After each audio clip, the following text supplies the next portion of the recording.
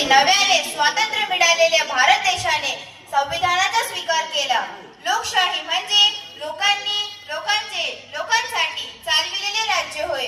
थोडक्यात या पर्वाची माहिती देण्यासाठी मी आमंत्रित करू इच्छिते नोमान सलीम शेख, इयत्ता 4थी. 3 रंगांचा अमुचा तिरंगा, केशरी, पांढरा आणि हिरवा, नभी फडकत गातो नित्य पराक्रमाची गाथा. तिरंगाच्या 3 रंगात त्याग, शांती, शौर्य आहे. तिरंगाच्या 3 रंगात त्याग, शांती, शौर्य आहे. भाषा धर्म वेगळे असले तरी माझा भारत देश महान आहे. अस्सलामु अलैकुम वरहमतुल्लाहि वबरकातुह. माझे नाव नोमान सलीम शेख आहे. मी इयत्ता 4थी मध्ये शिकतो. माझ्या शाळेचे नाव Azmat Fatima English school and junior college आहे.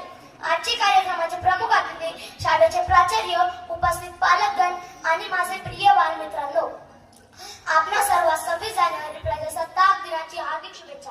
प्रजासत्ताक दिन अर्थात 26 जानेवारी सर्व भारतीयांसाठी अतिशय पवित्र आणि महत्त्वाचा दिवस आहे. 15 ऑगस्ट 1947 ला आपला भारत देश स्वतंत्र झाला. ब्रिटिशांच्या गुलामगिरीतून मुक्त झाला. आपल्या भारतवासियांना आता स्वातंत्र्य, समता, बंधुत्व आणि न्याय इत्यादी मिळावे. यासाठी भारतरत्न डॉक्टर बाबासाहेब आंबेडकरांनी आता परिश्रम करून या देशाला संविधान बहाल केले. तो दिवस म्हणजे 26 जानेवारी 1950 होय. लोकांसाठी चालविले राज्य म्हणजेच लोकशाही राज्य. आजच्या दिवसापासून जनतेचे सत्ता अर्थात व जनतेचे राज्य सुरू झाले. म्हणूनच संपूर्ण देशभर आनंदाचे व उत्साहाचे वातावरण दिसून येते. आजच्या या पवित्र दिनी आपण सर्वांना संकल्प करूया की चांगले शिकून चांगले नागरिक बनू.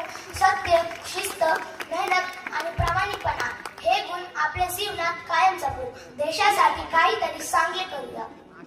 आणि शेवटी जाता जाता एवढेच म्हणे, लहान पावले मोठी स्वप्ने, लहान पावले मोठी स्वप्ने, डोळ्यात देशाभिमान. शेतकरी लागतो शेतात, सैनिक लागतो देशाची शान. जय जवान जय किसान. एवढेच बोलून मी माझे भाषण संपवतो. धन्यवाद. एकवार सर्वांना प्रजासत्ताक दिनाची हार्दिक शुभेच्छा. धन्यवाद नोमान. तू आपले सुंदर शब्द सुमनांनी सर्वांचे मने जिंकून घेतली. पुन्हा एकदा धन्यवाद.